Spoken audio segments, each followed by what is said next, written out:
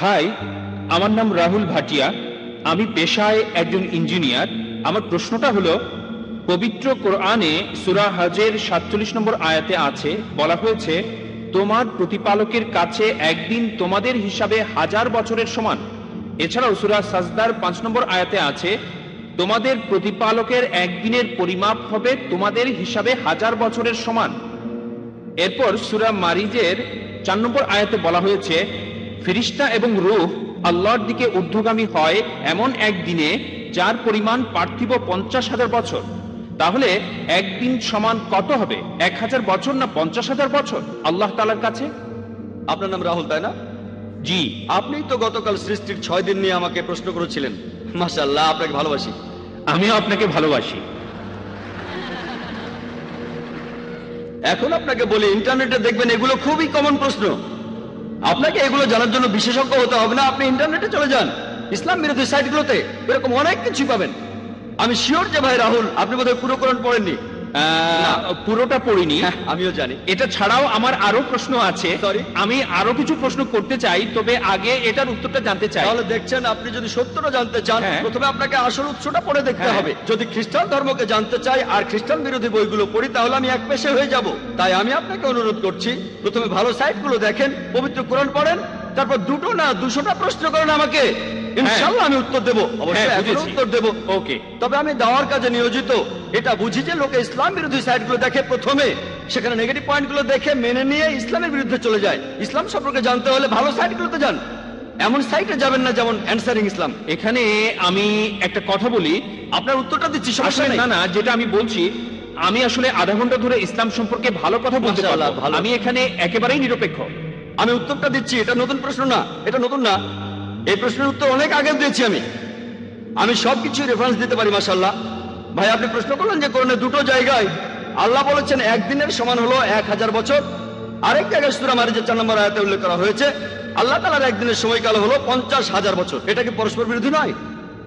এক জায়গায় বলা হচ্ছে 1000 বছর, আর এক জায়গায় বলা হচ্ছে 50,000 বছর। আরবি ভাষায় এই শব্দটা হলো ইয়ম। এই শব্দটা হলো ইয়ম। ইয়ম। এখন ইয়ম এর 2টো অর্থ আছে। একটা অর্থ হলো দিন, দিন দিন 24 ঘন্টা একদিন। অন্য অর্থটা হচ্ছে একটা সময়কাল, একটা যুগ। এটা যে কোনো একটা সময়কাল হতে পারে। তাহলে ইয়মের একটা অর্থ হলো দিন, আরেকটা অর্থ হলো একটা সময়কাল। তাহলে যদি সঠিকভাবে কোরআন পড়েন, একটা আয়াত বলছে যে একদিন সবকিছু আল্লাহ সুবহানাহু ওয়া তাআলার কাছে উপরে চলে যাবে, যেদিনের পরিমাণ হবে 1000 বছর তোমাদের হিসেবে। একটা দিন, একটা সময়কাল, যেটা সময় হবে তোমাদের হিসেবে 1000 বছর। অন্য জায়গায় সূরা মারিজের 4 নম্বর আয়াতে উল্লেখ করা হয়েছে যে ফেরেশতাগণ যখন আল্লাহ তাআলার দিকে ঊর্ধ্বগামী হয়, এ সময় যে সময়টা লাগে একটা সময়কাল, যেটা পার্থিব 50,000 বছরের সমান। উদাহরণ হিসেবে আপনাকে বলি, ধরুন যদি আমি দুবাই থেকে আবুধাবি যেতে চাই, 1 ঘন্টা সময় লাগবে। আর যদি আমি দুবাই থেকে যাই ধরুন আমেরিকাতে, খুবই স্লো একটা প্লেনে, সময় লাগবে 50 ঘন্টা। দুবাই থেকে আবুধাবি যেতে আমার মোট সময় লাগবে 1 ঘন্টা। আর দুবাই থেকে নিউ ইয়র্ক যেতে আমার সময় লাগবে মোট 50 ঘন্টা। এটা পরস্পর বিরোধী কথা নয়, কারণ এই দুটো বিষয় আসলে আলাদা বিষয়। তাই আল্লাহ এক জায়গায় বলছেন একদিন সবকিছু তার কাছে চলে যাবে, সেটার সময় আলাদা। অন্য জায়গায় ফেরেশতাগণ তার কাছে যাবেন, সেটার সময়ও আলাদা। এটা পরস্পর বিরোধী নয়। এখানে বিষয় দুটো আলাদা, তাই সময়ের হিসেবটাও আলাদা। যদি অনুবাদ করেন দিন, 24 ঘন্টার দিন, তাহলে পরস্পর বিরোধী হবে। যদি অনুবাদ করেন এটা একটা সময়কাল, যেমন আল্লাহ বলেছেন তিনি এই বিশ্বজগৎ সৃষ্টি করেছেন মোট 6 দিনে, 6টি আয়ামে, এটা আসলে 24 ঘন্টার দিন নয়, তাহলে পরস্পর বিরোধী হবে। এই 6টা সময়কাল, 6টা যুগ, বিজ্ঞানীদেরও এ ব্যাপারে কোনো আপত্তি নেই। তাহলে এখানেও ইয়ামের অর্থ একটা সময়কাল। এই উত্তরগুলোর জন্য আমাদের ওয়েবসাইটে যেতে পারেন, irf.net, www.irf.net। ইনশাআল্লাহ বেশিরভাগ প্রশ্নের উত্তর সেখানে পাবেন। আশা করি উত্তরটা পেয়েছেন। স্যার, এখানে তাহলে দুইটা হলো আলাদা জিনিস। হ্যাঁ, ঠিক, এক্সেলেন্ট। আচ্ছা, আর আর যে শব্দটা আপনি বললেন, শব্দ দুইটা আলাদা, একটা হলো দিন আর অন্যটা হলো, একটা অর্থ হচ্ছে 24 ঘন্টা দিন, অন্যটা হলো যুগ, সময়কাল। আর এই দুইটা জায়গাতেই ইয়ম শব্দটা বলা হয়েছে, একই শব্দ আছে। একই শব্দ হ্যাঁ। দিয়ে বোঝানো হচ্ছে একটা দিন বা যে তিনটা আয়াত বলেছেন সবগুলোতে সূরা হাজে আছে, সূরা মারিজে আছে, এছাড়াও যেখানে বলা আছে যে আল্লাহ পৃথিবী আর আকাশমণ্ডলী সৃষ্টি করেছেন 6 দিনে, এখানেও ইয়াম শব্দটাই এর বহুবচন হচ্ছে আইয়াম। একই শব্দ সূরা ফুসিলাতে, আপনি হয়তো রেফারেন্সটা ভুলে গেছেন, 9 থেকে 12 নম্বর আয়াত, এখানেও আইয়াম শব্দটাই আছে। ওকে, তাহলে এই শব্দটা দিয়ে বোঝায় একদিন অথবা তবে হতে পারে এখানে একটা অর্থটা হচ্ছে সময়কাল। একটা সময়কাল, একটা যুগ। আচ্ছা, আর এই সময়কালটা হতে পারে সময়কাল হতে পারে 1 ঘন্টা, হতে পারে 10 ঘন্টা, হতে পারে 10 বছর, হতে পারে 1000 বছর, 1 কোটি বছর। আর আর এই দুইটা আয়াত আসলে আলাদা বিষয়ের কথা ঠিক। বলছে। আশা করি উত্তরটা পেয়েছেন, আশা করি convinced হয়েছেন। হ্যাঁ, হয়েছি। আমি এখন পেছনে দাঁড়াচ্ছি, আবার প্রশ্ন করব। এবার পরের প্রশ্নটা করেন। যদি এখানে কোনো অমুসলিম ভাই থাকেন যিনি প্রশ্ন করতে চান, আমি নিশ্চিত করছি আমরা আপনার প্রশ্ন গুরুত্বের সাথেই শুনবো আর সেভাবেই উত্তর দেব। যে কোনো ব্যাপারে আপনারা ভিন্ন মত হতে পারেন। আপনারা প্রশ্ন করেন ডক্টর জাকিরকে, আপনাকে সেজন্য ধন্যবাদ জানাবো। যদি ডক্টর জাকিরকে কোনো সমালোচিত বিষয় নিয়ে প্রশ্ন করেন, তাহলে পর্বটা সবার জন্য আরো আকর্ষণীয় হবে, যাতে সবাই বুঝতে পারেন সমালোচিত বিষয় নিয়ে। যেগুলো কম সমালোচিত সেই বিষয়গুলো পরে আসবে। আর কোনো অমুসলিম ভাই কি আছেন? হ্যাঁ, ভাই রাহুল। আচ্ছা, আপনাকে তো আমরা সব জায়গাতেই দেখছি, আর অন্যরাও প্রশ্ন করছে না। হ্যাঁ ভাই রাহুল। হ্যাঁ বলছি। আমি এখন যে প্রশ্নটা করব সেটা হলো, আপনি গতকাল বলেছিলেন, একটা উদ্ধৃতি দিয়েছিলেন যে এক জায়গায় সর্বশক্তিমান ঈশ্বর বলেছেন, তোমরা আমার কোনো প্রতিমা তৈরি করবে না, এমন রূপক বানাবে না যেটা আছে স্বর্গের উপরে অথবা পৃথিবীর উপরে অথবা পাতালে, কারণ আমি তোমাদের প্রভু খুবই প্রতিহিংসাপরায়ণ। এখন আপনার কি এটা মনে হয় না যে মানে এটা খুব হাস্যকর হয়ে যায় না যে ঈশ্বরের মধ্যে প্রতিহিংসা আছে অথবা এ ব্যাপারে তিনি ঈর্ষান্বিত হচ্ছেন? আমার ধারণা ছিল এই অনুভূতিগুলো শুধু মানুষেরই থাকে। ঈশ্বর হিংসা করছে, ঈর্ষা করছে। আমার মনে হয় না ঈশ্বর কখনো এভাবে ভাই, চিন্তা আপনি খুব করেন। সুন্দর প্রশ্ন করেছেন, আর আমি আপনার সঙ্গে একমত। ঈশ্বর কেন ঈর্ষা করবেন এই কথাটা বলা হয়েছে বাইবেলে। আমি এই কথা বলছি না যে বাইবেল আসমানি কিতাব, আমি এই কথাও মানি না যে পবিত্র বাইবেল ঈশ্বরের বাণী। তারপরেও আমরা এটাও বিশ্বাস করি যে আমরা ঈশ্বরের সাথে কাউকে শরিক করব না, এটা ঠিক, এই অংশটা না আপনি হলে দেখবেন। ঈশ্বর রেগে যাবেন। ভাই, যদি প্রশ্ন করে থাকেন প্লিজ আপনি আমাকে একটু Sorry, উত্তর দেওয়ার sorry, সুযোগটা হ্যাঁ। দেন। যদি এটা বিতর্ক হতো আমিও বিতর্ক করতে পারি, কোনো সমস্যা নেই। না, না, হ্যাঁ? ঠিক আছে। তবে এখন প্রশ্নোত্তর পর্ব চলছে। ওকে, প্লিজ। আপনি প্রশ্নটা করেন, তারপর আমার উত্তরটা শোনেন। যদি আমার কথার ভেতরে আপনি কথা বলেন, আমি হয়তো কিছু মনে করছি না, তবে এটা হবে বিতর্ক, পরে এক সময় সেটা করা যাবে। I am sorry. ঠিক, আপনি প্রশ্ন করেন, আরেকটা প্রশ্ন করেন, আমি সেটা শুনবো। তবে কথা বলতে থাকলে সেটা হয়ে যায় হ্যাঁ, আমি বুঝতে পারছি। অনেকটা বিতর্কের মতো, সেটাও করা যায়। আর বিতর্কের সময় থাকে 15 মিনিট 15 মিনিট।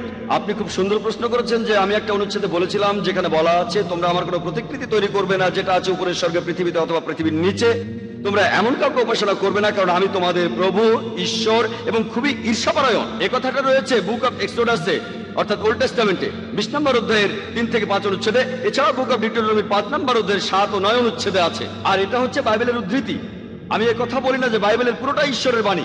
এই অনুচ্ছেদটার প্রথম অংশের সাথে আমি একমত, ঈশ্বরের কোনো প্রতিকৃতি নেই, কিন্তু দ্বিতীয় অংশ বলছে ঈশ্বর ঈর্ষাপরায়ণ। আমি এই কথা মানি না, এই দ্বিতীয় অংশটা। তাই এই প্রশ্নটা আপনি করবেন কোনো খ্রিস্টানকে, আমাকে না। আমি এখানে বাইবেলের সবকিছু সমর্থন করছি না। কোরআনের সাথে মিল থাকলে সমর্থন করব, মিল না থাকলে সমর্থন করব না। তাই আমি আপনার সঙ্গে একমত যে ঈশ্বরের এখানে ঈর্ষান্বিত হওয়াটা অস্বাভাবিক। আশা করি উত্তরটা পেয়েছেন। তবে মানতে হবে যে ঈশ্বরের সাথে কাউকে শরিক করা যাবে না, আর এটাই হলো সবচেয়ে বড় গুনাহ। হ্যাঁ হ্যাঁ, এই কথাগুলো আমি গতকাল বলেছিলাম। আমি গতকাল বলেছিলাম যে ঈশ্বরের সাথে কাউকে শরিক করা সবচেয়ে বড় গুনাহ। ওকে, থ্যাঙ্কস। আর কোনো অমুসলিম ভাই বা বোন প্রশ্ন করবেন? প্রশ্নটা করেছেন একজন হিন্দু ভদ্রলোক, তার নাম লেখা আছে পি নাইডু। তিনি বলেছেন মুসলিমরা মানুষ জাতির আশীর্বাদ। এখানে অমুসলিমদের কি হবে যারা জন্ম থেকেই মুসলিম নয়? তারা জীবনের কোন পর্যায়ে ইসলামকে বুঝবে? বোন, আপনি প্রশ্ন করলেন যে এক হিন্দু ভদ্রলোক বলেছেন মুসলিমরা মানবজাতির আশীর্বাদ, আলহামদুলিল্লাহ সুম্মা আলহামদুলিল্লাহ। তবে একজন অমুসলিম যে জন্ম থেকে মুসলিম নয়, জীবনের কোন স্তরে সে ইসলামকে বুঝবে? প্রশ্নটার উত্তর দেওয়ার আগে আমি একটা বিষয় পরিষ্কার করে নিতে চাই। আমাদের নবীজি মোহাম্মদ সাল্লাল্লাহু আলাইহি সাল্লাম বলেছেন প্রত্যেক শিশু দীনুল ফিতর নিয়ে জন্ম নেয়। দীনুল ফিতর অর্থাৎ আল্লাহর ধর্ম। প্রত্যেকটা শিশু মুসলিম হয়ে জন্মায়, পরবর্তীতে তাকে প্রভাবিত করে বাবা মা, গুরুজনেরা, শিক্ষকেরা। সে তখন শুরু করে মূর্তি পূজা, অগ্নি পূজা, এভাবে সে অমুসলিম হয়ে যায়। সেজন্য ইসলাম ধর্ম অনুযায়ী প্রত্যেক শিশু মুসলিম হয়ে জন্মায়, অর্থাৎ আল্লাহর কাছে সে আত্মসমর্পণ করে। পরবর্তীতে তার পরিবেশের প্রভাবে সে অমুসলিম হয়ে যেতে পারে। তাই কোনো অমুসলিম যখন ইসলাম গ্রহণ করে, এখানে শব্দটা আসলে কনভার্ট হবে না। কনভার্ট মানে হলো এক পথ থেকে আরেক পথে যাওয়া বা এক বিশ্বাস থেকে আরেক বিশ্বাসে। এখানে সঠিক শব্দটা হবে রিভার্ট। রিভার্ট মানে সে আসলে মুসলিম ছিল, পরে অমুসলিম হয়ে গিয়েছিল, তারপর আবারও ইসলামের পথে ফিরে এসেছে। তাই সঠিক শব্দটা হলো রিভার্ট। তাহলে প্রত্যেক মানুষই জন্মায় নিষ্পাপ হয়ে, সে মুসলিম হিসেবে জন্মায়, পরবর্তীতে সে ভুল পথে চলে যায়। এবার প্রশ্নটাতে আসি, যারা অমুসলিম হয়ে যায় তারা কিন্তু অমুসলিম হয়ে জন্মায় না। প্রত্যেক মানুষই মুসলিম হয়ে জন্মায়। যারা তাদের বাবা মা পরিবেশের প্রভাবে অমুসলিম হয়ে যায়, জীবনের কোন সময়ে তারা ইসলামকে বুঝতে পারবে? এক এক মানুষ এক এক সময় এটা বুঝতে পারে।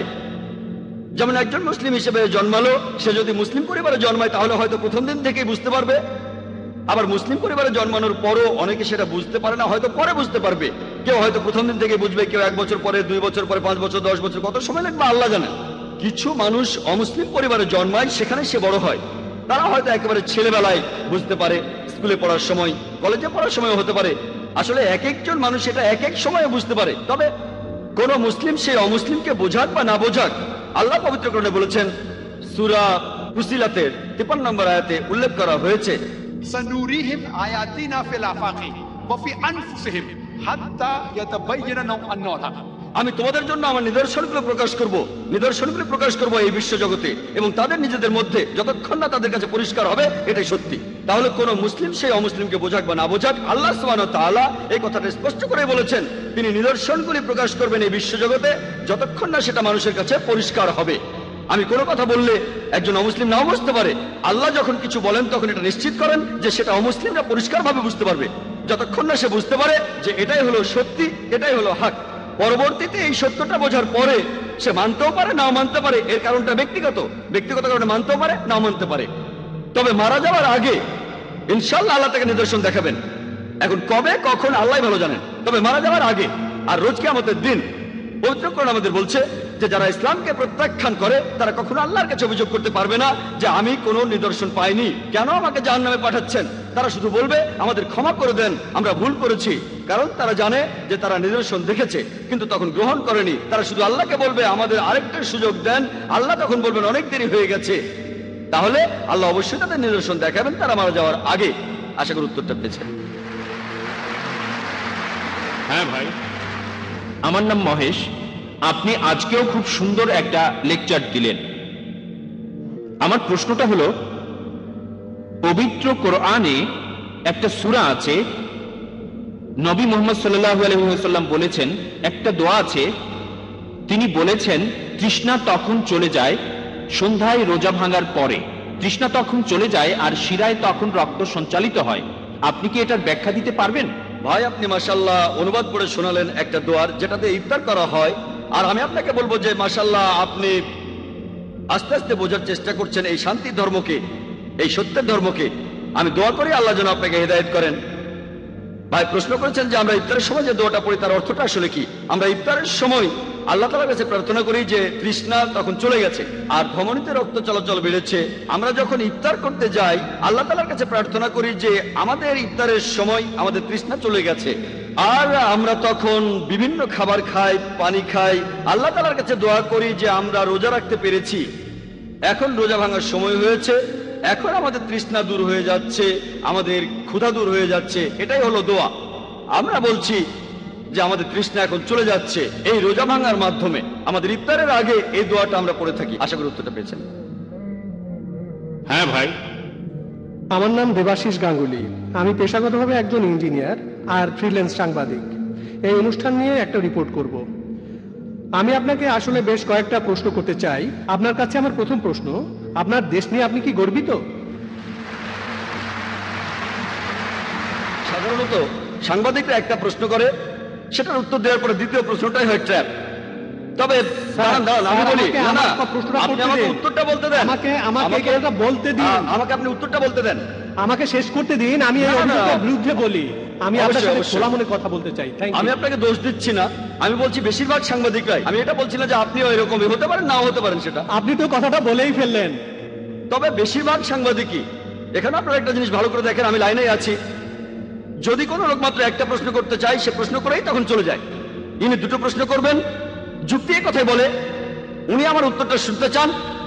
আমি প্রথম উত্তরটা দেওয়ার পরে দ্বিতীয় প্রশ্নটাই হবে ট্র্যাপিং। যদি দুটো প্রশ্ন একসাথেই করেন তাহলে সেটা ট্র্যাপ না, কিন্তু কোনো সমস্যা নেই, আমার উত্তর একই হবে। পরে যে প্রশ্নই করুন না কেন, আমি আমার দেশকে নিয়ে গর্বিত।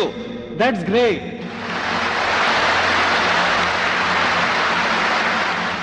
পৃথিবীর খুব কম দেশগুলোর মধ্যে ইন্ডিয়া একটা, যে দেশ অধিকার দেয় তার দেশের নাগরিকদের যে তারা তাদের ধর্মকে প্রচার করতে পারবে, পালনও করতে পারবে। আমি আমার দেশ নিয়ে গর্বিত। আমি আমার দ্বিতীয় প্রশ্নের উত্তর পেয়ে গেছি। আমি আমার দেশ নিয়ে অনেক ব্যাপারে গর্বিত। আপনি আমার দ্বিতীয় প্রশ্নের উত্তর দিয়ে দিয়েছেন, ধন্যবাদ।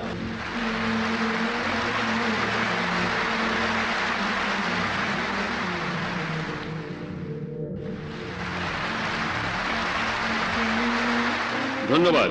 এবারে প্রশ্নটা মহিলাদের মধ্য থেকে। এই প্রশ্নটাও করেছেন একজন অমুসলিম। হেমা খাতার উসমান প্রশ্ন করেছেন, আপনি বললেন মুসলমানদের মাঝে কিছু কুলাঙ্গার আছে যারা খারাপ কাজ করে, মিডিয়াও তাদের তুলে ধরে। এই মুসলিমরা কি ধর্মের নামে এসব কাজ করে মিডিয়াকে সুযোগ দিচ্ছে না? এতে অমুসলিমরাও ভুল বুঝছে। প্রশ্নটা করেছেন একজন অমুসলিম, আর খুবই সুন্দর প্রশ্ন, যে মুসলিমদের মধ্যে বেশ কিছু কুলাঙ্গার আছে, এই কুলাঙ্গাররাই কি মিডিয়াকে ইসলামের নামে মিথ্যে কথা ছড়ানোর সুযোগ করে দিচ্ছে না? এই কুলাঙ্গাররা তো আসলে কোনো মুসলিমই নয়। একজন মুসলিম কখনো এমন ভুল কাজ করবে না। মুসলিম শব্দটার অর্থ হলো যে ব্যক্তি তার নিজের ইচ্ছাকে আল্লাহ তাআলার কাছে সমর্পণ করে। মুসলিমদের মধ্যে এই কুলাঙ্গাররা হচ্ছে আসলে নকল মুসলিম। নাম হতে পারে মোহাম্মদ, জাকির, আব্দুল্লাহ, সুলতান ইত্যাদি ইত্যাদি। নাম দিয়ে আপনি মুসলিম হবেন না, আপনি মুসলিম হবেন কাজ দিয়ে। আল্লাহর কাছে নিজের ইচ্ছাকে সমর্পণ করলেই আপনি মুসলিম হবেন। তাহলে এই লোকগুলো সত্যিকারের মুসলিম নয়, তবে তাদের নামগুলো মুসলিম। তাই মিডিয়াকে সুযোগ দিচ্ছে কি দিচ্ছে না এটা নিয়ে তারা ভাবে না। তারা তো তাদের নিজেদের ধর্ম নিয়েই ভাবে না, তারা নিজেদের ধর্মকে থোড়াই কেয়ার করে, কিন্তু তারা তাদের ধর্মকে নিয়ে ভাবে না। মিডিয়া কি বলছে সেটা নিয়েও তারা ভাবে না। তবে আমি মিডিয়া দোষ দেব, মিডিয়া কেন অল্প কিছু মানুষের কাজকে তুলে ধরছে? যদি মুসলিমদের বেশিরভাগই এসব কাজ করত তখন ইসলামকে অপবাদ দিলে আমিও আপত্তি করতাম না। তবে তারা অল্প কিছু মানুষকে বেছে নিচ্ছে। চিন্তা করেন, হিটলার 60 লক্ষ ইহুদিকে হত্যা করেছিল, এজন্য কি খ্রিস্টান ধর্মকে দায়ী করব? হিটলার যে 60 লক্ষ ইহুদিকে মেরেছে, সবাইকে পুড়িয়ে মেরেছে, এজন্য কি আমি খ্রিস্টান ধর্মকে দোষ দিতে পারবো না? কারণ বাইবেলের কোথাও লেখা নেই যে তোমরা 60 লক্ষ ইহুদিকে হত্যা করবে। এমন কিছু বলাটা খুবই ভুল হবে। সেজন্য আমি এইসব কুলাঙ্গারদের চাইতে মিডিয়াকে বেশি দোষ দেব। প্রত্যেক গোত্রে আপনারা কিছু কুলাঙ্গার খুঁজে পাবেন, আর আমি আমার অনেক লেকচারে এইসব কুলাঙ্গারদের বিরুদ্ধে বলেছি। মিডিয়ার উচিত এমন খবর প্রচার করা যেটা সত্যি, কিন্তু তারা এইসব কুলাঙ্গারদের দেখিয়ে বলতে চায় এরাই হচ্ছে আসল মুসলিম। তারা এভাবে বলতে পারে যে এই মুসলিম চুরি করেছে তারা মাত্র 1 জন, 5 জন, 10 জন, আর মুসলিমদের সংখ্যা 100 কোটিরও বেশি। এভাবে বললে কোনো সমস্যা নেই। তবে তারা বলতে চায় যে সব মুসলিমই ভুল কাজ করছে। যদি একজন মুসলিম ড্রাগস নিয়ে ধরা পড়ে, মিডিয়া এমন ভাব করবে যেন সব মুসলিমই ড্রাগস নিয়ে ব্যবসা করে যাচ্ছে। মিডিয়ার উচিত হবে সত্য কথা প্রচার করা। আমিও সেটাই চাই। আশা করি উত্তরটা পেয়েছেন। হ্যাঁ ভাই। ডক্টর জাকির নায়েক, পিস টিভির কার্যক্রম শুরু করার জন্য আপনাকে আগাম অভিনন্দন। আমি দর্শকদের হাততালি দিয়ে অভিনন্দন জানাতে অনুরোধ করছি।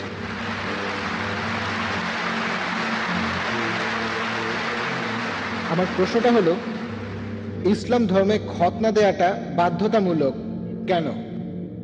ভাই, আপনি প্রশ্ন করলেন এটা কি আবশ্যিক, এটা কি বাধ্যতামূলক যে মুসলিম পুরুষরা খতনা করবে, এটা কি ফরজ? ভাই, এটা ইসলামে আবশ্যিক না, এটা হলো সুন্নাত। এটা সুন্নতে মুআক্কাদা, এটা করলে খুবই ভালো, এটা হলো মুস্তাহাব। আর ইসলামে খতনা দেওয়াটা হলো সুন্নাত, এটা ফরজ না। তবে খতনা দেওয়ার অনেকগুলো কারণ আছে। আমি একজন ডাক্তার হিসেবে এই সুন্নতে খতনার উপরেই পুরো একটা লেকচার দিতে পারি, তবে এটা প্রশ্নোত্তর পর্ব, আমি তাই সংক্ষেপে বলছি। আজকে বিজ্ঞান আমাদের বলে যদি একজন লোক খতনা করে তাহলে তার কার্সিনোমা অব পিনাস হওয়ার সম্ভাবনা কম, লিঙ্গে ক্যান্সার হওয়ার সম্ভাবনা কম। খতনা দেওয়া থাকলে সম্ভাবনা কম, যদি খতনা দেওয়া না থাকে তাহলে সম্ভাবনা বেশি। বেশ কিছু রোগ আছে যেগুলো প্রতিরোধ করা যায় যদি খতনা দেওয়া থাকে। খতনা দেওয়ার সময় প্রেপিউসটা কেটে ফেলা হয়, অর্থাৎ লিঙ্গের ফোরস্কিন কেটে ফেলা হয়। এখানে আপনারা দেখবেন যে খতনা না দেওয়া কেউ যদি প্রকৃতির ডাকে সাড়া দেয়, তারপর প্রসাব করার পরে তার প্রেপিউসের ভেতরে প্রসাবের কয়েকটা ফোঁটা থেকে যায় ফোরস্কিনের ভেতরে, এ থেকে অনেক রোগ হতে পারে। চুলকানি হতে পারে, শরীরের ত্বকে প্রদাহ হতে পারে, হতে পারে পেপলোসাইটিস। খতনা করলে এইসব রোগকে প্রতিরোধ করা যায়। আর এছাড়াও আমরা প্রসাব করার পরে পানি দিয়ে ধুয়ে নিই, এভাবে রোগকে প্রতিরোধ করি। আজকে বিজ্ঞান আমাদের বলে একজন লোক বেশি যৌন তৃপ্তি পাবে যদি তার খতনা দেয়া থাকে, বেশি যৌন তৃপ্তি পাবে। এছাড়াও খতনা দেয়া থাকলে আপনার ত্বকে বিভিন্ন রকম ইনফেকশন হওয়ার সম্ভাবনাও কম। এখনকার বিজ্ঞান আমাদের বলে যার খতনা দেয়া থাকে তার এইডস রোগ হওয়ার সম্ভাবনাও অনেক কম।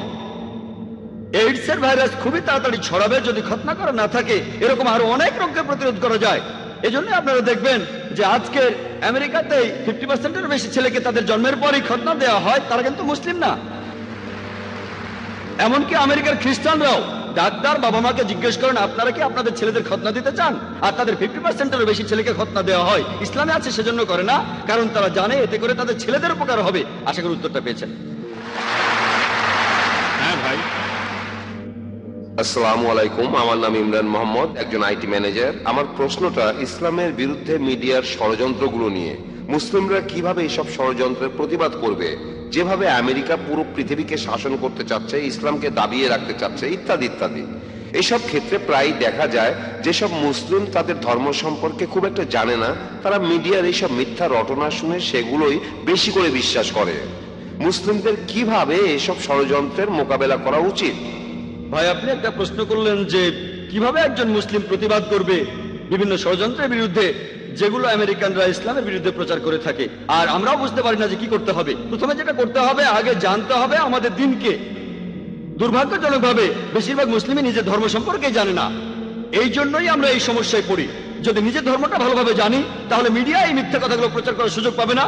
দুর্ভাগ্যজনকভাবে আমরা আমাদের ধর্মকে জানি না, আর এ কারণে মিডিয়া যখন বিভিন্ন খবর প্রচার করে আমরা মুসলিমরা লজ্জিত হই, তাদের সে কথাগুলো মেনে নেই। আমি একটা উদাহরণ দেই। একবার এক ধার্মিক মুসলিম, মাশাআল্লাহ, তিনি একদিন আমাকে বললেন, ভাই জাকির, আপনি কি জানেন এই তালেবানরা তারা খুবই নিষ্ঠুর খারাপ মানুষ। আমি বললাম কেন? কারণ কি? কারণ তারা মহিলাদের মারে। আপনাকে কে বলেছে? আমি নিজের চোখেই দেখেছি। কোথায় দেখেছেন? আমি বিবিসিতে দেখেছি। আমি এখানে তালেবানদের পক্ষে কথা বলছি না, তারা আমার বন্ধু না, আবার শত্রুও না, তাদের পক্ষে বলছি না, তারা আমার বন্ধু না। আমি পৃথিবীর বিভিন্ন দেশে ঘুরে বেড়াই। একবার মালয়েশিয়াতে লেকচার দিচ্ছিলাম, সেখানে এক দম্পতি, তারা দুজনেই ডাক্তার। একজন স্ত্রী রোগ বিশেষজ্ঞ, অন্যজন শিশু রোগ বিশেষজ্ঞ। তারা 1 মাসেরও বেশি সময় আফগানিস্তানে ছিলেন, সেখানে তারা আহত লোকদের চিকিৎসা করছিলেন। আর সেই মহিলা ডাক্তার তিনি আমাকে বললেন, টেলিভিশনে যে ভিডিওটা দেখানো হয়েছে তালেবানরা এক মহিলাকে মারছে, তারা তালেবান না। আপনি কিভাবে জানলেন? কারণ আমি তালেবানদের সাথে ছিলাম, আমি জানি তারা কিভাবে পাগড়ি বাঁধে। যেমন ধরুন আমরা আরব নই, তাই আমরা বুঝতে পারবো না পাগড়ি বাঁধার কতগুলো নিয়ম আছে আরবদের মধ্যে। তবে আরবরা জানে যে আরব আমিরাতে পাগড়ি পরার নিয়ম একরকম, সৌদি আরবে পাগড়ি পরার নিয়ম আরেক রকম, কুয়েতে পাগড়ি পরার নিয়ম আলাদা। তারা জানে, কিন্তু আমরা জানি না। মহিলা তালেবানদের সাথে ছিলেন, তাই জানেন যে লোকগুলো পাগড়ি পরেছে সেই ভিডিওতে, তালেবানরা সেভাবে পরে না। তাই এই শুটিংটা হলিউডে বা অন্য যেখানে হোক, তারা ভালোভাবে সেই শুটিংটা করতে পারেনি।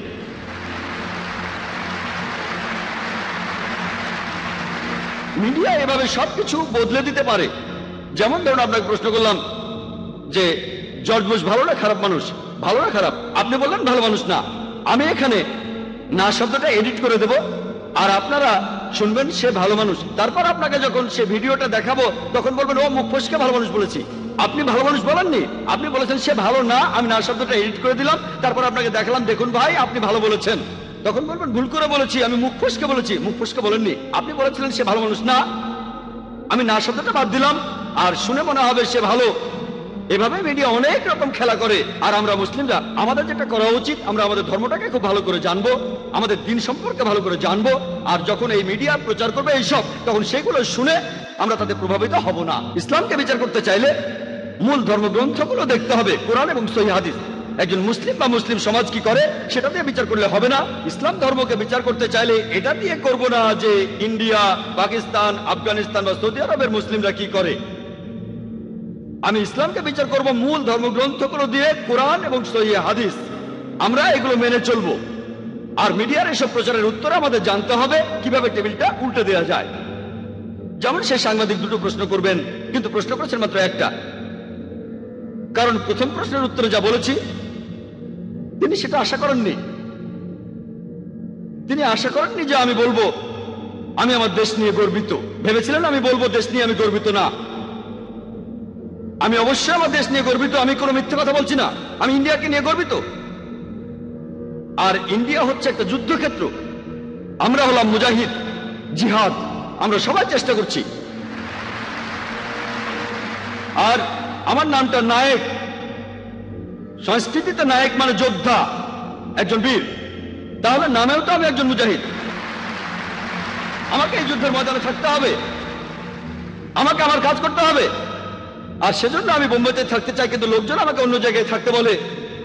অনেক লোক আবার আমাকে অন্য কোনো দেশে থাকার পরামর্শ দেয়। আপনার জীবন তো হুমকির মুখে, কেন এই যুদ্ধের ময়দানে থাকবেন? এটা আমার যুদ্ধ, আর দেশকে আমি অনেক কারণে ভালোবাসি, অনেক কারণ আছে। আলহামদুলিল্লাহ, আমি দেশ নিয়ে গর্বিত।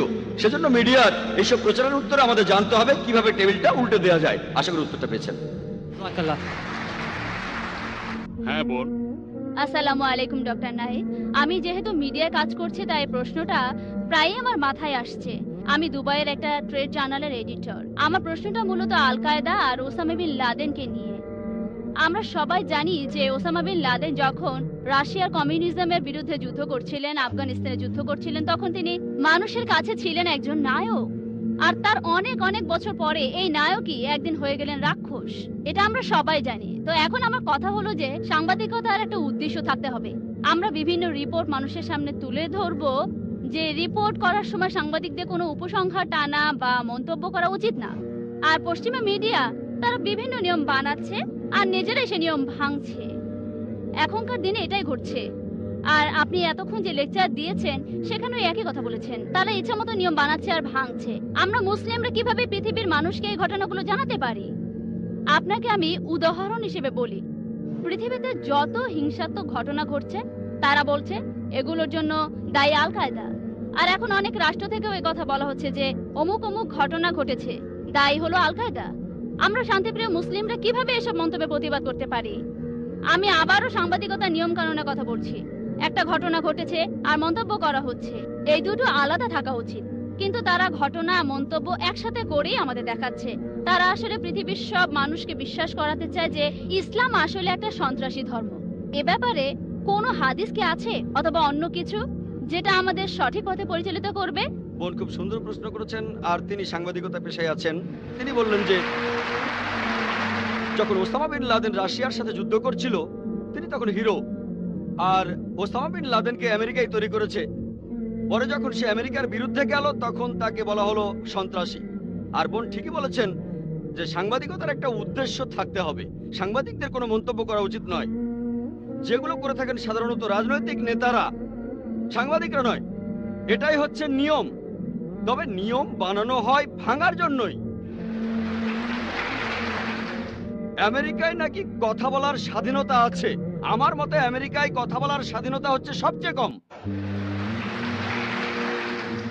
ততক্ষণ বলতে পারবেন যতক্ষণ তাদের স্বার্থে আঘাত লাগবে না। তাদের বিরুদ্ধে কিছু না বললে আপনি যা খুশি তাই বলতে পারেন, তবে তাদের বিরুদ্ধে কিছু বললে সিআইএ আপনাকে অ্যারেস্ট করতে পারে।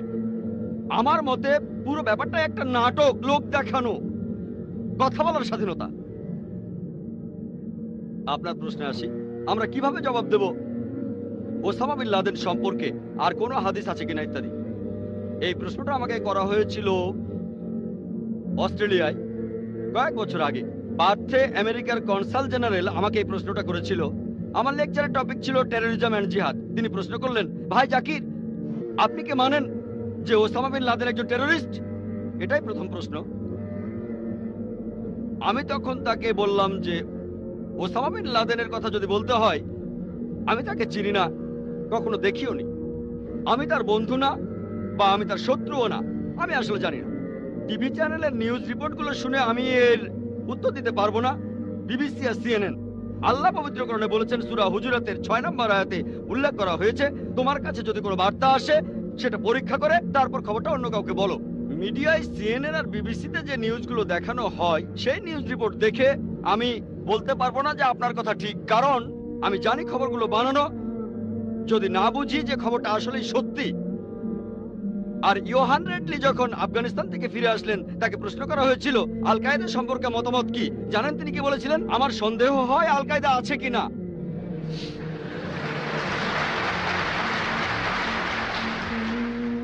তাহলে সিএনএন আর বিবিসিতে প্রচারিত নিউজ রিপোর্টগুলোর উপর নির্ভর করে আমি এর উত্তর দিতে পারবো না। আল্লাহ জানে আসল ঘটনা কি। তবে সিএনএন কে কন্ট্রোল করে আমেরিকা। সেখানে জানতে পারি যে তারা হাজার হাজার আফগানিকে হত্যা করেছে, ইরাকে আক্রমণ করেছে। এই চ্যানেলগুলোই বলে, এই চ্যানেলের মালিক যারা তারাই যখন এগুলো বলছে আর গর্ব করছে, তাহলে এই খবরটা নিশ্চিত। তাহলে যদি বলেন কে 1 নম্বর টেররিস্ট, আমার মতে জর্জ বুশ। এই কথাটা পরের দিন পেপারে হেডলাইনে আসলো যে ডক্টর জাকির নায়েক বলেছেন তিনি একজন মৌলবাদী আর জর্জ বুশ 1 নম্বরে টেররিস্ট। অস্ট্রেলিয়ার নিউজ পেপারে হেডলাইন হয়েছিল। জানেন, কিছুদিন আগে একটা সার্ভে করা হয়েছিল, আমেরিকার শিকাগোতে একটা সার্ভে করা হয়েছিল, আর সেই সার্ভেটাতে টেররিস্ট হিসেবে নাম দেওয়া হয়েছিল 3 জনের। 3 জন, 1 নম্বর ওসামা বিন লাদেন, 2 নম্বর সাদ্দাম হোসেন, 3 নম্বর জর্জ বুশ। আর এই সার্ভেটা শিকাগোর বিভিন্ন শহরের লোকজনের উপর করা হয়েছিল যে আপনাদের কি মনে হয়, মুসলিম অমুসলিম সবাই, অমুসলিমরাও, আপনারা কাকে 1 নম্বর টেররিস্ট মনে করেন? আর উত্তরগুলো সব একই, উত্তরগুলো একই রকম, সবাই বলছে জর্জ বুশ। সবচেয়ে কম ছিল 74% লোক বলেছে জর্জ বুশ 1 নম্বর টেররিস্ট, আর সবচেয়ে বেশি 78% বলেছে যে তাদের মতে জর্জ বুশ 1 নম্বর টেররিস্ট। আমি না। তবে লোকজন আসলে এসব কথা বলতে চায় না, মানুষ এসব কথা বলতে ভয় পায়। একটা হাদিস আছে, আমাদের প্রিয় নবীজি সাল্লাল্লাহু আলাইহি সাল্লাম বলেছেন, যদি কোনো রকম অন্যায় হতে দেখো হাত দিয়ে সেটা থামাও। যদি হাত দিয়ে থামাতে না পারো তবে মুখ দিয়ে থামাও। যদি মুখ দিয়েও থামাতে না পারো তখন তুমি মনে মনে অভিশাপ দাও তাকে, আর তখন তুমি হবে সবচেয়ে নিচু স্তরের মুমিন। তাই আমি স্পষ্ট করে বলি, আমি সত্য কথা বলি, আল্লাহ কিছু মানুষকে হাত দিয়ে থামানোর সামর্থ্য দিয়েছেন, কিন্তু তারা না থামালে আল্লাহ তাকে প্রশ্ন করবেন। আল্লাহ অন্তত কথা বলার সামর্থ্য দিয়েছেন, তাই আমি কথা বলে যাচ্ছি। একথা আমি ইংল্যান্ডও বলেছি, সেখানকার পুলিশ চিফের সামনে, সেখানকার মেয়রের সামনে, আমেরিকায় বলেছি, অস্ট্রেলিয়ায় বলেছি, মালয়েশিয়ায় বলেছি। তবে আমি বলেছি হিকমার সাথে কথা বলেছি। আল্লাহ আমাকে কথা বলার সামর্থ্য দিয়েছেন। যদি আমি না বলি তাহলে আল্লাহ আমার এই ক্ষমতা কেড়ে নেবেন। আল্লাহ আমার কথা বলার ক্ষমতাটা কেড়ে নেবেন। এটাও না পারলে মনে মনে অভিশাপ দেন। আর অমুসলিমরাও এ কথা বলছে। জাকির নায়েকের কথা বাদ দাও, আমেরিকার বেশিরভাগ অমুসলিমরাই ইউনিভার্সিটি অফ শিকাগোর একটা সার্ভে রিপোর্ট অনুযায়ী আমেরিকাতেই তারাই বলছে জর্জ বুশ 1 নম্বর টেররিস্ট। আপনারা যদি ইন্টারনেটে যান এমন কথাও দেখবেন, আমি বলছি না সেটা ঠিক না ভুল। তারা বলছে যে 11ই সেপ্টেম্বরে সেই দুর্ঘটনা ভেতরের কেউ ঘটিয়েছিল, আর কয়েকজন তো বলছে জর্জ বুশ নিজেই এই কাজটা করেছে। এবার আমি বলি মুসলিমরা কিভাবে জবাব দেবে। লন্ডনের সেই 7 জুলাইয়ের বোমা বিস্ফোরণের পর কি হয়েছিল? আমেরিকার প্রায় বেশিরভাগ মুসলিমরা এক জায়গায় হয়ে নিন্দা করলেন, ইংল্যান্ডও তাই। ইংল্যান্ডে একই ঘটনা, তাদের নাম বলছি না, আমি তাদের অনেককে চিনি। তারা নিন্দা করলেন যা ঘটেছে 11ই সেপ্টেম্বর নিউ ইয়র্কে, এটা হারাম, এটা ভুল, আমরা নিন্দা করছি। 7 জুলাই যা ঘটেছে লন্ডনে 50 জনেরও বেশি লোক মারা গেছে, 11ই সেপ্টেম্বরে 3000-এরও বেশি লোক মারা গেছে, আমরা নিন্দা করছি। Full stop. আর তারা যা বলছে ঠিক কথাই বলেছে, আমিও একমত। পবিত্র কোরআনের সূরা মাইদার 32 নম্বর আয়াতে উল্লেখ করা হয়েছে, যদি কেউ অন্য কোনো ব্যক্তিকে হত্যা করে, সেটা যদি হত্যার অপরাধ বা কোনো ধ্বংসাত্মক কাজের অপরাধ না হয়, তাহলে সে যেন পুরো মানুষ জাতিকে হত্যা করলো। আমিও এই কাজে নিন্দা করি। যদি 11ই সেপ্টেম্বরে 3000-এরও বেশি নিরীহ মানুষ মারা যায়, সেটাকে নিন্দা করাই উচিত। লন্ডনে 50 জনেরও বেশি নিরীহ মানুষ মারা যাওয়াটাও নিন্দনীয়। তবে এখানেই থেমে যাওয়া যাবে না, এটারও নিন্দা করবো যে আফগানিস্তানে হাজার হাজার নিরীহ মানুষ মারা গেছে, এটাও নিন্দনীয়। ইরাকে যে হাজার হাজার নিরীহ মানুষ মারা গেছে, সেটাও নিন্দনীয়। বসনিয়ায় যে হাজারো মানুষকে হত্যা করা হয়েছে, সেটাও নিন্দা করবো আমরা। প্যালেস্টাইনে যে হাজারো মানুষকে মারা হচ্ছে, সেটাকেও নিন্দা করতে হবে। আমরা ভয় পাবো কেন? তবে আমেরিকাতে প্রশ্ন করলে তারা বলে না, আসলে আমেরিকা দেশটা একটু আলাদা, যদি বেশি কথা বলি তাহলে সমস্যায় পড়ে যাব। আমি বললাম কেন? আমেরিকা তো সেই দেশ যেখানে কথা বলার স্বাধীনতা আছে। তাহলে ভয় পাচ্ছেন কেন?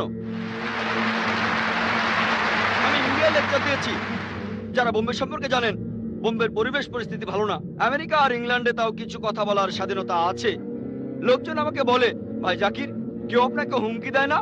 এটা আমার পেশার নিত্য সঙ্গী, এগুলো আমার পেশার নিত্য সঙ্গী। আমাদের নবীজিকেও কি হুমকি দেওয়া হতো না? আমরা তো নবীজির পথ অনুসরণ করছি। আল্লাহ তাআলা আমাদের রক্ষা করবেন। তবে যখন কথা বলবো তখন হিকমার সাথে বলবো। তাহলে যখন কথা বলবো তখন বলবো যে নিরীহ মানুষকে হত্যা করা নিন্দনীয়। আমরা মানি যে 11ই সেপ্টেম্বর যে 3000-এর বেশি মানুষ মারা গেল, সেটা অন্যায়। আমরা মানি যে লন্ডনে যা ঘটেছে সেটা অন্যায়, তবে অন্য সব অন্যায়গুলোরও প্রতিবাদ করতে হবে।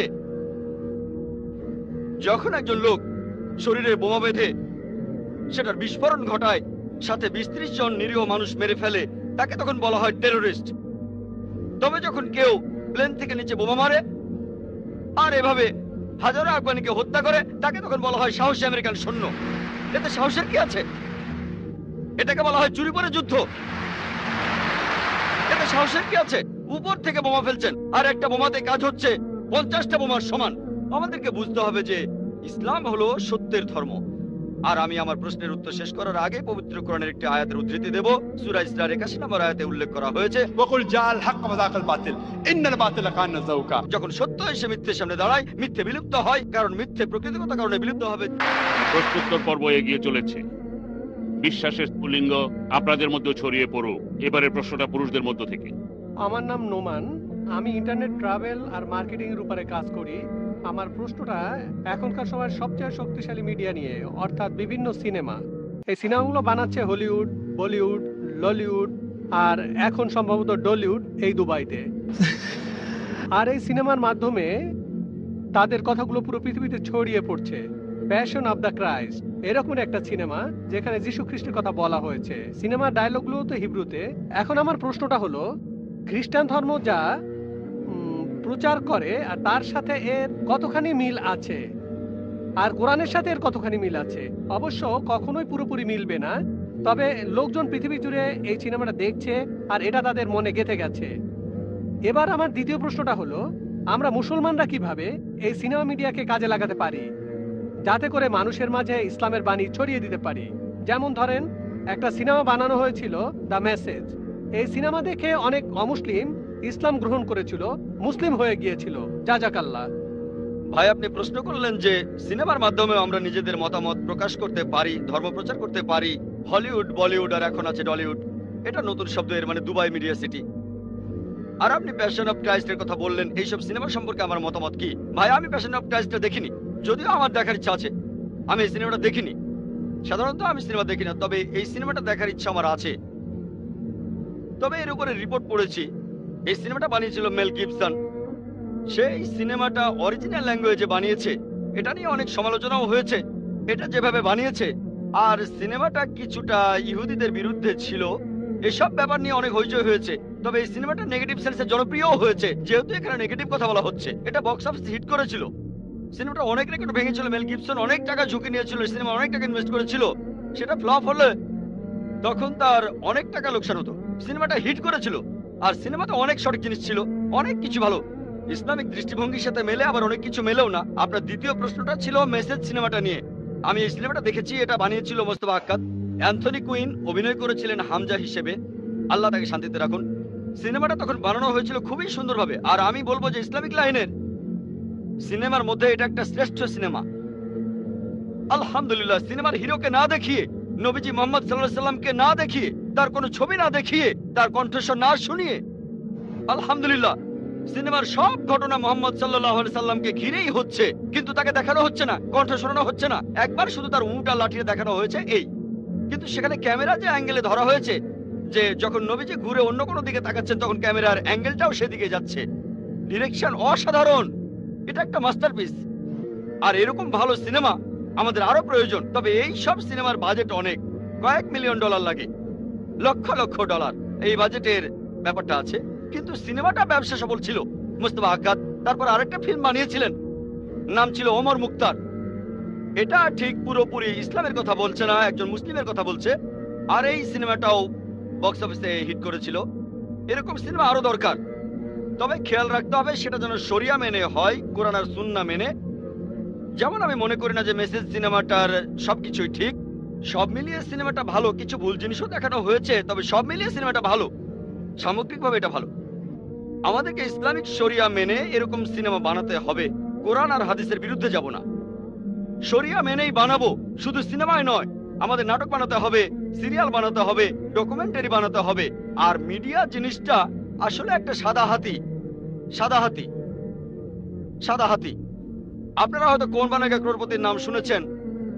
আসল অনুষ্ঠানটা who wants to be a millionaire প্রতি অনুষ্ঠানে $1 মিলিয়ন খরচ করে, মাত্র একটা এপিসোডে 4 কোটিরও বেশি রুপি খরচ করে, মাত্র একটা এপিসোডে 45 থেকে 50 মিনিট। বোম্বেতে লেবার কস্ট অনেক কম, তবে অমিতাভ বচ্চন এক্সপেন্সিভ। তাহলে এইসব ক্ষেত্রে বাজেটে বাধা আছে। যাদের এইসব খরচ বহনের সামর্থ্য আছে তারা যদি স্পন্সর করেন তাহলে এমন ফিল্ম বানিয়ে আমরা ইসলামকে প্রচার করতে পারি। তবে আমি বিশ্বাস করি মাকরুম মাকারাল্লাহ ওয়াল্লাহু খায়রুল মাকারিন। হলিউডে একটা সিনেমা বানানো হয়েছে দ্য কিংডম অফ হেভেন। সিনেমাটা বানিয়েছেন খুবই বিখ্যাত একজন ডিরেক্টর, আর তিনি এখানে দেখিয়েছেন কিভাবে ক্রুসেডাররা আক্রমণ করে হাজারো মানুষকে হত্যা করলো। আর তারপর সালাউদ্দিন হিরো তিনি আসলেন, তাকে এখানে হিরো দেখানো হয়েছে। এই ব্যাপারটা নিয়ে পশ্চিমা মিডিয়ায় খুবই হইচই হয়েছিল যে এমন সিনেমা কিভাবে বানানো। সে একজন খ্রিস্টান, সে তার সিনেমায় আসল সত্যি কথাটা তুলে ধরেছে। তবে এই ব্যাপারটা পশ্চিমারা হজম করতে পারেনি, খুবই হইচই হয়েছিল। তবে যেহেতু সিনেমা ডিরেক্টর ছিলেন খুবই বিখ্যাত, আলহামদুলিল্লাহ এতে করে খুব বেশি একটা ক্ষতি হয়নি। তাহলে একজন অমুসলিম এমন সিনেমা বানিয়েছে। আমি যদিও সিনেমাটা দেখিনি, তবে নিউজ রিপোর্ট পড়েছি যে সিনেমাটা খুবই সুন্দর। এখানে তুলনামূলকভাবে অনেক সত্যিই বলা হয়েছে। এমন সিনেমাকে উৎসাহিত করতে হবে। আশা করি উত্তরটা পেয়েছেন। ওয়ালাইকুম আসসালাম। এই প্রশ্নটা আমার বাবা মায়ের পক্ষ থেকে করছি। আমার প্রশ্নটা হলো মুসলিম মিডিয়াকে সাহায্য করার ব্যাপারে। আরব বিশ্বের ব্যাপারে কি বলবেন, বিশেষ করে ইন্ডিয়ার ব্যাপারে? প্রশ্ন করলেন আমার ছোট্ট এক ভাই তার বাবা মায়ের পক্ষ থেকে যে মুসলিম মিডিয়াকে সাহায্য করার ব্যাপারে আরব বিশ্বের উদ্দেশ্যে আমি কি বলবো, বিশেষ করে ইন্ডিয়ার ব্যাপারে। দেখবেন সময়ের সাথে সাথে আমাদের পরিস্থিতিও বদলে যায়। মাত্র কয়েক দশক আগেও আরবরা ইন্ডিয়ায় আসতো ব্যবসার জন্য। ইন্ডিয়া তখন ছিল সবার উপরে, আর মাশাআল্লাহ ইন্ডিয়ানদের অনেকেই তখন যাকাত দিত, তাতে আরবদেরও অনেক উপকার হয়েছে। এখন অনেক দামি সম্পদ কালো স্বর্ণ আল্লাহ তাদের দিয়েছেন, মাশাআল্লাহ। এখন তার অনেক ধনী। এখন দেখা যায় যে ইন্ডিয়ানরাই আরব বিশ্বে চাকরি করতে আসে, ব্যবসা করতে আসে, দুবাইয়ে সৌদি আরবে আসে, আলহামদুলিল্লাহ। আমি তাদের উদ্দেশ্যে যেটা বলতে পারি যে মুসলিমদের কথা যদি বলতেই হয়, সে কথাটা আমি আগেও বলেছি যে সব মুসলিমেরই দায়িত্ব ইসলামকে প্রচার করা। আল্লাহ তাআলা আপনাদের বেশি সম্পদ দিয়েছেন, তাই আপনাদেরকে বেশি প্রশ্ন করবেন। কিয়ামতের দিন আল্লাহ প্রশ্ন করবেন তোমাদের সম্পদ দিয়েছিলেন তা দিয়ে কি করেছো। তাই আমি বলবো আল্লাহ আপনাদের বেশি সম্পদ দিয়েছেন, আল্লাহর রহমতে আপনারা এখন কালো স্বর্ণের মালিক। তাই ইসলাম ধর্মের প্রচারে এই সম্পদকে ব্যবহার করুন। শুধুমাত্র ইন্ডিয়ায় না, আলহামদুলিল্লাহ ইন্ডিয়ার তেমন কোনো সমস্যা নেই, মাশাআল্লাহ। সেখানে এমন অনেকেই আছেন, মাশাআল্লাহ। ইন্ডিয়ায় অনেক সমস্যা আছে, সমস্যা নেই বলবো না, তবে আলহামদুলিল্লাহ আমরাই নিজেদের ব্যাপারগুলো দেখবো। কিন্তু অন্যান্যদের প্রয়োজন আছে। ইন্ডিয়ায় অনেক এতিম শিশু আছে, পৃথিবীর বিভিন্ন জায়গায় এতিম শিশু আছে, আর মানুষ তাদের সাহায্য করছে, আলহামদুলিল্লাহ কোনো সমস্যা নেই। তবে সাধারণভাবে আমি সামগ্রিকভাবে বলবো আরবদের উদ্দেশ্যে আমি এই কথা বলবো, যেহেতু আল্লাহ তাদের কালো স্বর্ণ দিয়েছেন, তাদের উচিত হবে সত্যের ধর্ম প্রসারে এগিয়ে আসা। ব্যক্তিগতভাবে আমি অনেককে চিনি আরবদের, তাদের পকেটে যে টাকা থাকে সেটা দিয়েই তারা 5-10টা চ্যানেল খুলতে পারে, পকেট মানি দিয়ে 5 থেকে 10টা চ্যানেল আল্লাহ তাদের দিয়েছেন এই সম্পদ। তাই আমি তাদের অনুরোধ করব যে তারা যেন এটার সদ্ব্যবহার করেন ভালো কাজের জন্য, দিন প্রসারের জন্য। এটা আমাদের নিজেদের ভালোর জন্যই। আল্লাহ পবিত্র কোরআনে বলেছেন আল্লাহ তোমাদের মুখাপেক্ষী নন, বরং তোমরাই আল্লাহ তাআলার মুখাপেক্ষী। তাহলে ইনশাআল্লাহ রোজ কিয়ামতের দিন এই সওয়াবটা তাদের জান্নাতে নিয়ে যাবে। এবারে পরের প্রশ্ন। আসসালামু আলাইকুম ওয়া রাহমাতুল্লাহি ওয়া বারাকাতুহু। আমি নওয়াজ আহমদ, কাজ করি আল কায়দা ট্রেডিং এ। আল কায়দা না, আল কায়দা ট্রেডিং, সেলসম্যান। এখন মিউজিক হলো হারাম, এটা সব মুসলিমই জানেন।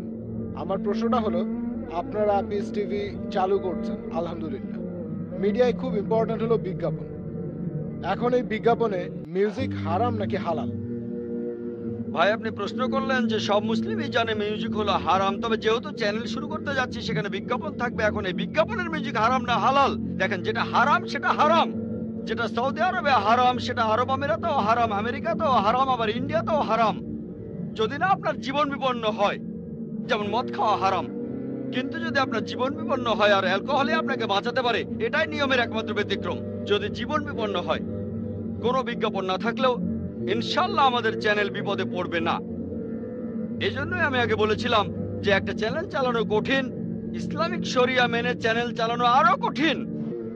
সেজন্য আমি আল্লাহর কাছে দোয়া করি আমরা যেন শরিয়া মেনে চলতে পারি। যদি ইসলামিক শরিয়া মেনে চালাতে না পারি তাহলে বন্ধ করে দেবো ইনশাল্লাহ। শরিয়া মেনে চালাতে না পারি তাহলে বন্ধ করে দেব, কারণ ইসলামিক শরিয়া মেনে চলাটাই বেশি গুরুত্বপূর্ণ, চ্যানেল চালু রাখাটা নয়। আপোষ করা যাবে না। আমরা হারাম উপায়ে সত্যকে প্রচার করতে পারবো না। যেটা হারাম সেটা হারাম। আমরা এই সব জিনিসকে হালাল কিছু দিয়ে বদলে দিতে পারি। যেটা হারাম সেটা বাদ দিয়ে হালাল জিনিস আনবো। যেমন ধরেন বিভিন্ন ধরনের বাদ্যযন্ত্র হারাম, ডাফের অনুমতি আছে। প্রাকৃতিক শব্দ ব্যবহার করতে পারি, যেমন পানি পড়ার শব্দ, বজ্রপাত বা বিদ্যুৎ, কোরআনের তেলাওয়াত। যদি আইআরএফের অনুষ্ঠানগুলো দেখেন, অনুষ্ঠানের শুরুতে আপনারা শুনবেন, আপনাদের মনে হবে না যে কোনো মিউজিক নেই। যদিও আমরা মিউজিক ব্যবহার করি না, তবে এই প্রাকৃতিক শব্দগুলো সেই সব অনুষ্ঠানে যেভাবে শুনবেন, আলহামদুলিল্লাহ এই শব্দ এগুলো একই রকম না, কিন্তু শুনতে অনেকটা মিউজিকের মতো। তবে প্রভাবটা ভালো। এটা আপনাকে আল্লাহর কাছ থেকে দূরে নিয়ে যাবে না, এটা আপনাকে আল্লাহ তাআলার কাছে নিয়ে আসবে। তাহলে প্রাকৃতিক শব্দ ব্যবহার করা যায়। আর এমন কোনো বিজ্ঞাপন দেখাবো না যেটা হারাম।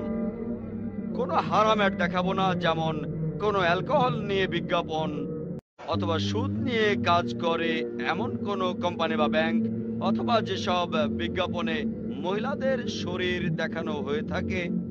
যদি আমাদের চ্যানেলে বিজ্ঞাপন দিতে চান হালাল বিজ্ঞাপন, তাহলে স্বাগতম জানাই। তা না হলে বিজ্ঞাপনের কোনো প্রয়োজন নেই। আমাদের আল্লাহর সাহায্য দরকার, সেটাই বেশি গুরুত্বপূর্ণ। আশা করি উত্তরটা পেয়েছেন। ভাই, আমি আরেকটা প্রশ্ন করব।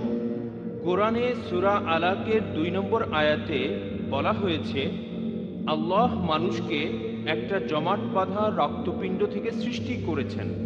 আমি এই কয়েকদিন আগে পবিত্র কোরআনের এই সূরাটার উর্দু অনুবাদটা শুনেছিলাম। সেখানেও বলা হয়েছিল যে রক্তপিণ্ড থেকে মানুষ সৃষ্টি হয়। আমরা এটা জানি, মানে এখন এটা সবাই জানে যে আমরা মানুষ জাতি জন্মাই কোনো রক্তপিণ্ড থেকে না, জন্মাই শুক্র থেকে। আর আমি এরকম একটা অনুবাদও পড়েছি, অন্য আরেকটা আয়াতে আছে, পরে আমি এই বিন্দুকে ব্র্যাকেট শুক্র পরিণত করি রক্তপিণ্ডে, তারপর এই রক্তকে পরিণত করি মাংসপিণ্ডে।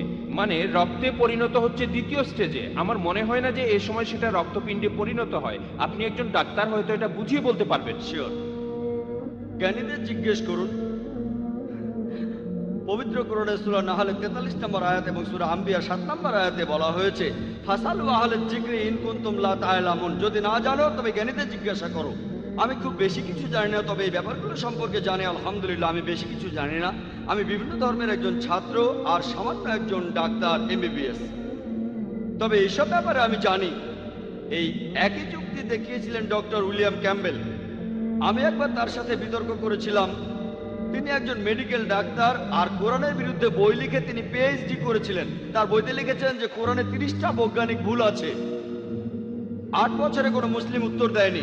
আমেরিকার ছাত্ররা আমাকে একটা বিতর্কের জন্য ডাকলো। তারপর আমি আমেরিকার শিকাগোতে গেলাম কয়েক বছর আগে। বিতর্কের বিষয়টা ছিল কোরআন এবং বাইবেল বিজ্ঞানের আলোকে। আর তার একটা যুক্তিও ছিল একই, আপনি যেটা বললেন। কোরআনের যে আয়াতটা প্রথম নাজিল হয়েছিল সূরা আলাক বা সূরা ইকরা 1 ও 2 নম্বর আয়াতে উল্লেখ করা হয়েছে ইকরা বিসমি রাব্বিকাল্লাযী খালাক খালাকাল ইনসানা মিন আলাক, পাঠ করো তোমার প্রতিপালকের নামে যিনি সৃষ্টি করেছেন। মানুষকে সৃষ্টি করেছেন জমাট বাঁধা রক্তপিণ্ড থেকে। তার মতে কোরআনের এই কথাগুলো হচ্ছে নকল করা। গ্রিকরা এভাবে ভাবতো যে মানুষ তৈরি হয় রক্ত থেকে। এটা একটা পুরনো থিওরি, যেটা ভুল বলে প্রমাণিত। আর মেডিকেল ডাক্তার হিসেবে আমিও জানি মানুষ কোনো রক্তপিণ্ড থেকে জন্ম নেয় না। তাহলে ডক্টর উইলিয়াম ক্যাম্বেলের মতে আমাদের নবীজি অমুক অমুক জায়গা থেকে এগুলো নকল করেছেন, বড় একটা লিস্ট রিসার্চ। আর তিনি বললেন যে নবীজি সাল্লাল্লাহু আলাইহি ওয়াসাল্লাম, নাউজুবিল্লাহ, আমাদের নবীজি তিনি নকল করেছেন সিরিয়ানদের, গ্রিকদের। এগুলো তিনি নাকি রিসার্চ করে জেনেছিলেন PhD করতে গিয়ে। তিনি PhD ডক্টর, আবার মেডিকেল ডক্টর। এরপর তিনি আরো বললেন আপনারা যেসব অনুবাদ পড়েন বলা হয়েছে রক্ত রক্ত রক্ত, তবে ইদানিং কিছু মুসলিম অনুবাদ করছে আলাকা আলাকা, অর্থাৎ চোখের মতো কিছু একটা। তিনি এটা জানতেন, আমি জানতাম না, তিনি জানতেন। তবে তিনি তখন বলেছিলেন আমাদের সেই অর্থটা নিতে হবে। কোরআন নাজিলের সময় তখনকার লোকেরা যে অর্থটা বুঝতো, এখনকার সময়ের কোনো অর্থ আমরা নিতে পারি না। কোরআন নাজিলের সময় কোনো মানুষই এটাকে যোগ বলে মনে করেনি, একথা ঠিক।